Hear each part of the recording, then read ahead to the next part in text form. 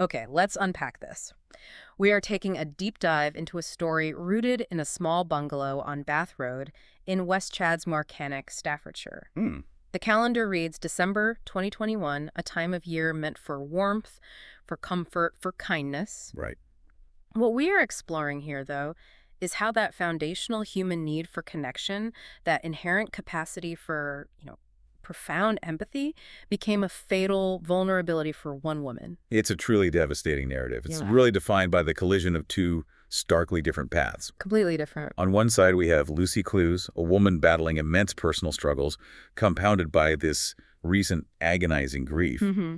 And on the other, you have a man, Thomas Grant, newly released from prison and defined entirely by his immediate, ruthless need to feed a powerful addiction. So our mission here is to really synthesize the events that took place over that one single Christmas weekend. Exactly. To understand the timeline of a betrayal so absolute that it almost defies imagination. The Right. sheer volume of kindness that Lucy offered makes the cruelty she experienced so much harder to comprehend. And we are focusing on the final days of Lucy Clues. She was 39 years old, and the love her family held for her, it just shines through every detail we have. It really does. They described her, even as an adult, as their beautiful, golden-haired baby girl. Hmm. For the 4 years leading up to this tragedy, she had lived a relatively quiet life in her bungalow with her husband, Stephen. But beneath that exterior, she was fighting these long-term internal battles, and the peace she sought was always, fragile. And the story we're about to tell demonstrates how quickly overwhelming grief can just shatter that fragility. Yeah. It leaves a person completely exposed to the worst kind of opportunism. So to truly grasp the level of vulnerability Lucy was experiencing when she met her killer, we have to first appreciate the complex life she led. Right. While her daily existence in the bungalow might have been quiet, perhaps keeping neighbors at arm's length, her personal world was anchored by this fierce, unconditional love. That's the critical distinction, isn't it? The quietness she showed outwardly was balanced by an intensely active, loving connection to her immediate family. Hmm. Her mother, Linda, speaks of Lucy as the light of her life. And what's so telling about their relationship is the routine. The routine. Lucy called her mother several times every single day, Wow. without fail. Wow. Even when Lucy was experiencing what her mother called her worst struggles, that constant connection never, ever wavered. That pattern speaks volumes about her core character. It shows an incredible dedication, doesn't it? It does. To maintain that daily communication, that deep, constant bond with her mother, her grandmother Elizabeth, her siblings, all while managing the serious difficulties she faced. It takes immense mental and emotional energy to keep those bridges so strong when addiction often works to burn them down. Right. It truly highlights her resilience. We have to acknowledge that Lucy had struggled with drug addiction for many years. These were demons that made her daily life increasingly difficult and chaotic. And yet she resisted that ultimate isolation. Exactly. Hmm. Most people grappling with long-term substance abuse, they find their relationships fray, their support networks just disappear. Hmm.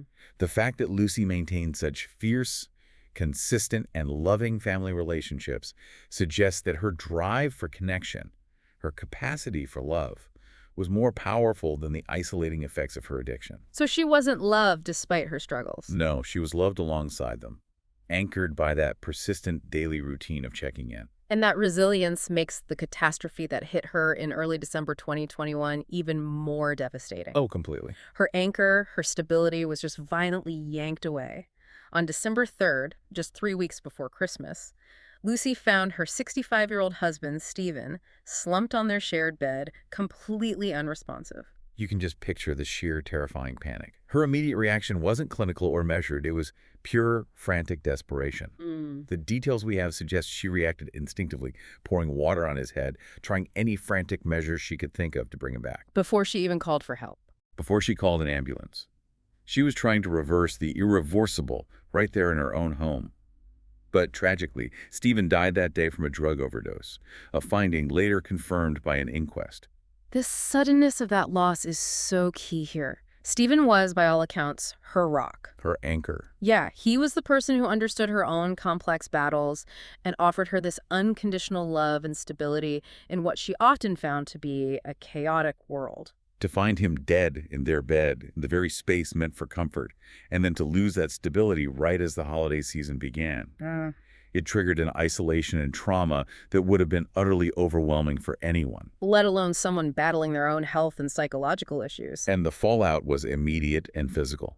The intense trauma and stress of finding Stephen and the sudden void left in her life, it led to a rapid decline in her physical health. She got sick. Very sick. She was quickly diagnosed with pneumonia and had to be hospitalized. So now she's facing the impossible task of planning a funeral while being physically and mentally shattered. She was grieving, sick, and totally alone. Which brings us to a moment that just perfectly captures the intensity of her commitment to Stephen and her inherent determination.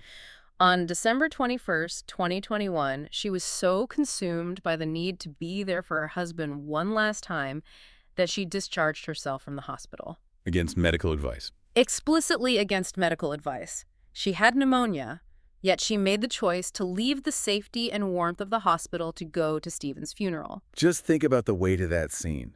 It's 4 days before Christmas. 4 days. Lucy, severely ill, physically weak, stands at the graveside watching the love of her life be lowered into the ground. She was already in a state of profound physical and emotional collapse. I remember Judge Christina Montgomery, King's Counsel, later reflected on this, describing Lucy as recently widowed, grieving the loss of her husband, who she had only buried some few days before her death. And that context is absolutely vital. She was fundamentally broken before she ever encountered Thomas Grant. So she returns from that funeral to an empty bungalow. The house they'd shared for 4 years was now a mausoleum of memories. The constant heartbreaking reminders were everywhere, including the empty side of the bed where she had found Stephen dying. The sheer weight of facing her first Christmas alone, in that exact environment, while fighting a serious illness and the rawest form of grief, it created a pressure cooker of vulnerability. And this convergence of pressure, grief, illness, isolation, and the looming holiday, it created the perfect storm that sadly led her back to seeking escape. Right. In a moment when she desperately needed structure and professional support, she was instead driven toward familiar, destructive coping mechanisms. Which tragically led her directly into the orbit of a predator. So we fast forward to December 24th, 2021, Christmas Eve. Across Staffordshire, people are wrapping presents, preparing meals. A normal Christmas Eve. But two individuals, Lucy Clues and Thomas Grant, are moving on collision courses, driven by vastly different forms of desperation. Let's focus on Grant first. He was 26 years old and had just been released from H&P Dovegate. He was halfway through a sentence for shoplifting, and he was out on license. The crucial information we have about him is singular. His identity, his behavior, his every move was defined by his addiction. And this defining addiction dictated his immediate actions, right? Immediately. Yeah. He was offered a structured opportunity to restart his life by Staffordshire Police's integrated management, team accommodation, support, resources. And he turned it down. He refused every single offer. He wasn't interested in rebuilding or rehabilitation. His sole focus was entirely, ruthlessly, on obtaining drugs. So he's completely unanchored. No social connection, no emotional attachment, just a laser focus on the next hit. Contrast that state of being with Lucy's. She was grieving, sick, isolated, and just 3 days past her husband's funeral. Desperate to escape the crushing emptiness of her home, she made a fateful journey. She traveled to a flat in Hednesford, a location described in court as a drugs den, seeking some kind of momentary oblivion. And it is at this specific location, this physical manifestation of desperation, that the paths of Lucy Clues and Thomas Grant intersect for the first and final time. They're both seeking drugs, but their fundamental needs could not be more different. Not at all. Lucy is seeking escape from pain. Grant is seeking fuel for his existence. It's vital to distinguish their moral compasses here, isn't it? Absolutely. Lucy, despite drowning in grief and seeking a desperate escape, was fundamentally still governed by compassion and human kindness. Grant, on the other hand, was operating purely as a predator. His focus was singular and entirely self-serving. He saw Lucy not as a struggling person, but simply as an immediate opportunity. A means to an end. Just a means to an end. And the collision deepens when the group at the flat decides to pool resources and make a run. They needed to travel together by train all the way to Hampstead, Birmingham, to purchase a significant quantity. 250 pounds worth of drugs from a dealer known as Sonny. And it's during this train journey, where they are trapped in proximity, that Grant initiates the calculated cold manipulation that sealed Lucy's fate. He crafts the perfect narrative. Tailored precisely to trigger her known weakness: empathy. Mm-hmm. He tells Lucy his sad story, that he had just been released from prison, that he had no money, and worst of all, he had nowhere to stay for Christmas. He paints himself as a victim, a fellow traveler in need of basic human assistance during the time of year when everyone is supposed to be together. That story activated what we have to call Lucy's fatal compassion. It's the only way to describe it. I mean, considering everything she was battling, pneumonia, the raw trauma of finding Stephen, the funeral just days prior, the instinct should have been self-preservation. Of course. She had overwhelming problems of her own to focus on. But that's not who Lucy was. Her heart was big enough, even when it was shattered, to prioritize the perceived suffering of a stranger above her own survival. And she was searching for a connection, wasn't she? An antidote to the suffocating loneliness she knew was waiting for her back in that empty bungalow. Right.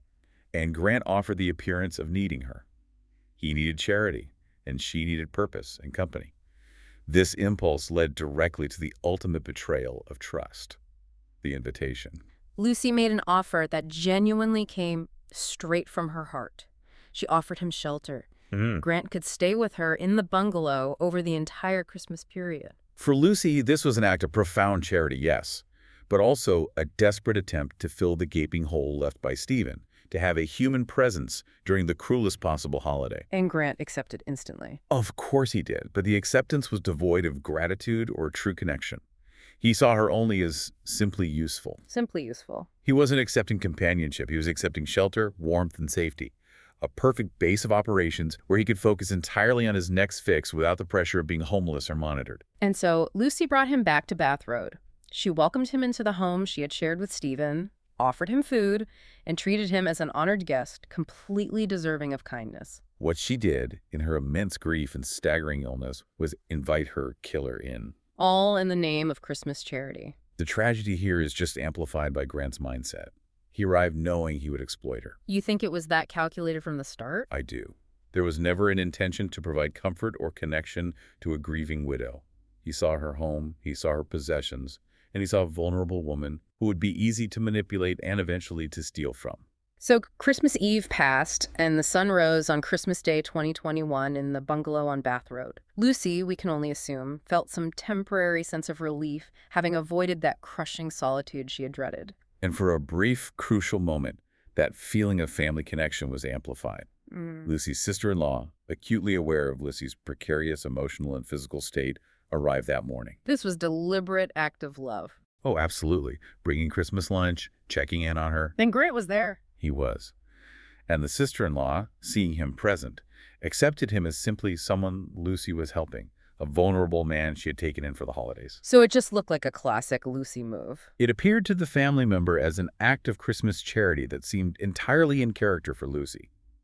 This visit was the final bright spot, a moment of genuine family love and support surrounding Lucy before the darkness descended. That visit underlines the normalcy that she was attempting to maintain, even in all that chaos. It does.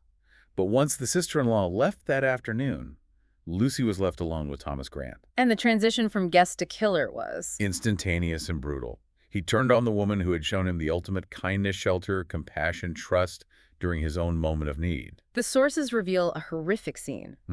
The violence inflicted on Lucy was calculated and extreme. She sustained multiple stab wounds. But Grant didn't stop there. He then strangled her. This wasn't an act of panicked violence. It was a cold, calculated methodology. To ensure there was no chance of survival. Exactly. No opportunity to fight back or identify him later. And the devastating irony of the location, it cannot be overstated. No. Lucy Clues died, or was left dying, at the foot of her own bed in the very same room. The same bedroom where, just 3 weeks earlier, she had fought desperately to save Stephen's life. The room that held the deepest memory of her commitment and loss became the scene of her own calculated, violent end. And the depravity of Thomas Grant continued in the immediate aftermath. CCTV footage captured him leaving the property on Christmas Day, but his core decision was utterly callous. He didn't just flee. No. He returned and used Lucy's home, the place where her body lay cooling, as his base of operations for the subsequent days. He treated the crime scene as his personal headquarters. The shelter and safety Lucy had provided him, he used to focus entirely on his priority, addiction maintenance. Her ultimate act of generosity simply facilitated his continued self-interest. A chilling lack of remorse or any human feeling for the person whose life he had just ended. So as Christmas transitioned into the days that followed, Lucy's body remained in the bedroom undiscovered. Right. Meanwhile, Thomas Grant began methodically converting the generosity Lucy had shown him into currency for his drug habit. This was a systematic looting spree. He was turning her most personal, precious possessions into cash. And the symbolism of the stolen items is what makes this part of the crime so shocking. This wasn't just grabbing electronics. No, it was deeply personal. Grant targeted items of immense personal and marital value. He took Lucy's wedding ring, the physical symbol of her lifelong commitment to Stephen, the man she had just buried. Unbelievable. He also stole 2 specific necklaces, one of which had belonged to Stephen. Even her mobile phone, which was her vital link to her mother, was taken. That wedding ring, that sacred symbol of eternal love, was immediately reduced to a commodity. Grant spent the days after the murder hawking Lucy's treasures around Hednesford and surrounding areas, desperate to convert them into drug money. The man who extinguished her life used the physical manifestation of her deceased husband's love to fund his personal craving. And at the same time, the routine that had anchored Lucy's relationship with her mother, Linda Clues, broke down entirely. The phone call stopped. The phone call stopped. Linda relied on those constant daily calls several times every single day. When that communication ceased abruptly, the silence became deafening. She knew something was wrong. She knew something catastrophic had happened. So by December 29th, 4 days after the murder, Linda Clues knew beyond doubt that something was desperately wrong. She reached out, and just past midnight, Staffordshire police arrived at the bungalow on Bath Road. When the officers entered, the scene confirmed Linda's worst fears. They found 39-year-old Lucy Clues lying dead on her bedroom floor, the victim of extreme violence, multiple stab wounds, and manual strangulation. It was immediately clear that this was not a simple tragedy. It was a brutal, calculated murder. Detective Chief Inspector Cheryl Hannon's team quickly began to establish the circumstances. They observed the vulnerability of the victim, but critically, they noticed evidence suggesting that someone who didn't belong had been living in the house. Things were out of place. Items were scattered around that didn't match Lucy's profile. Crucially, the theft wasn't generalized. It was, in their words, too specific, too personal.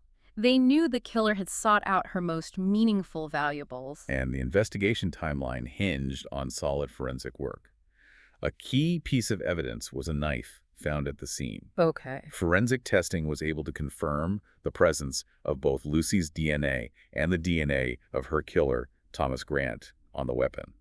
That was the irrefutable link. So that forensic breakthrough, combined with the physical evidence he'd left behind, His personal possessions scattered throughout the house, confirming his residency. and the digital trail from his attempts to sell the stolen belongings. It all built an overwhelming case in just a matter of days. Yeah, the search for the killer didn't take long once the body was discovered.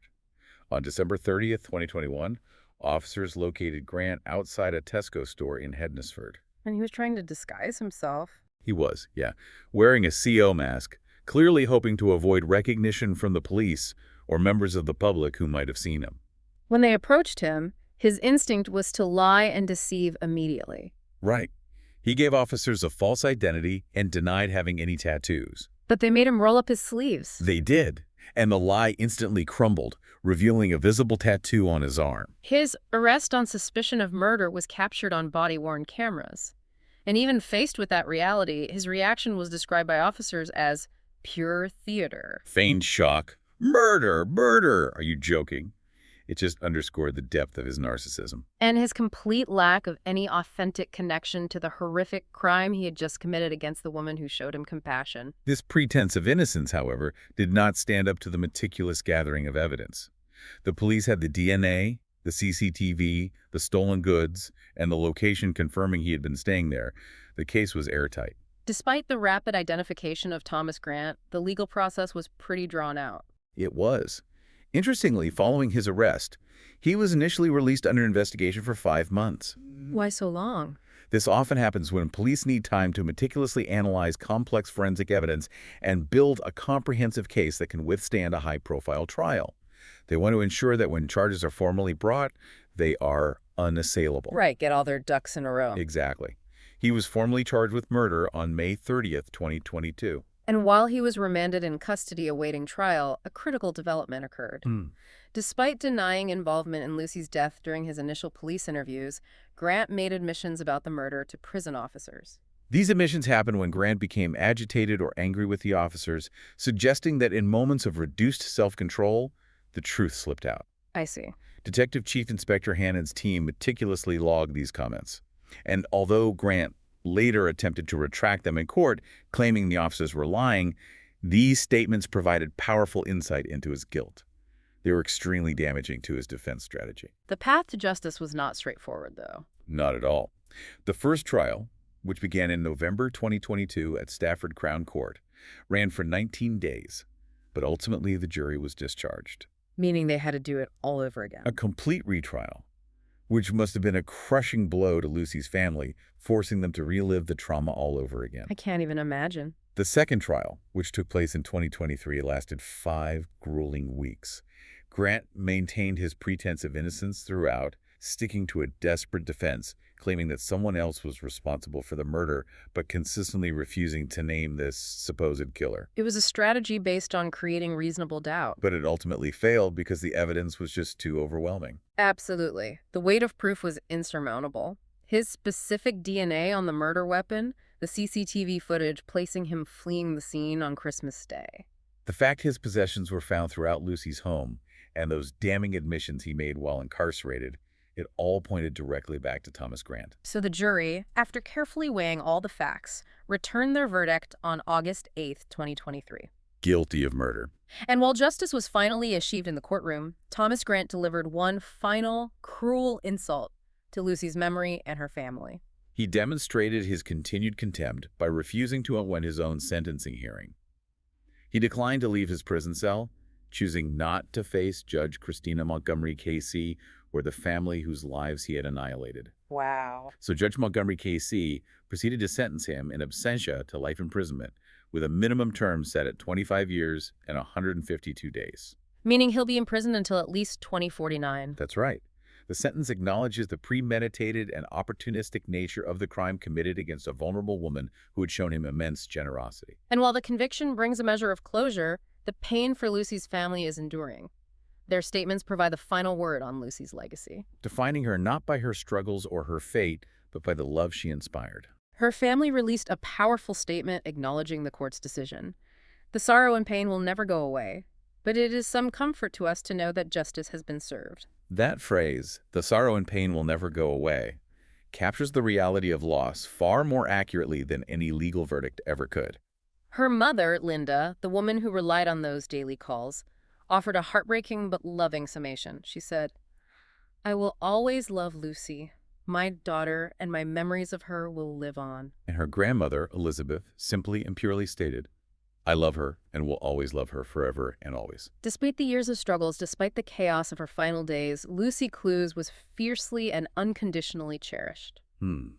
Her life, tragically cut short, remains defined by that profound capacity for connection and love. This story is ultimately framed by that contradiction. A woman defined by her overwhelming capacity for kindness, whose life was taken by someone entirely defined by a ruthless, singular addiction. Reflecting on this tragedy, the ultimate lesson is how utterly exposed and vulnerable profound kindness can be when it encounters pure, self-serving exploitation.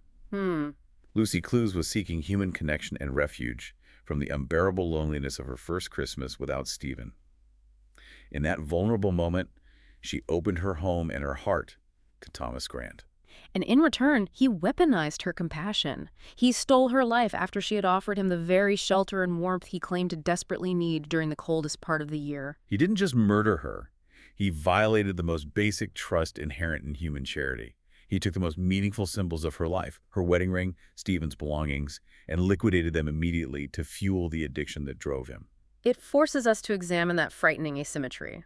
Lucy's actions, even in her deepest crisis, were selfless. While Grant's actions, even when offered a lifeline, were purely self-interested, this deep dive focuses on that intersection where immense grief-fueled vulnerability meets calculated, desperate predation. We often measure the goodness of a person by how they treat strangers during moments of crisis. Considering the immense personal pain and illness Lucy Clews was carrying, having just buried her husband days before, What stood out to you most about her decision to open her door to Thomas Grant? And what does her fate reveal about the sheer, terrifying vulnerability of unconditional kindness when it confronts a person entirely devoid of empathy? That is the question the story leaves hanging in the air long after the verdicts have been read.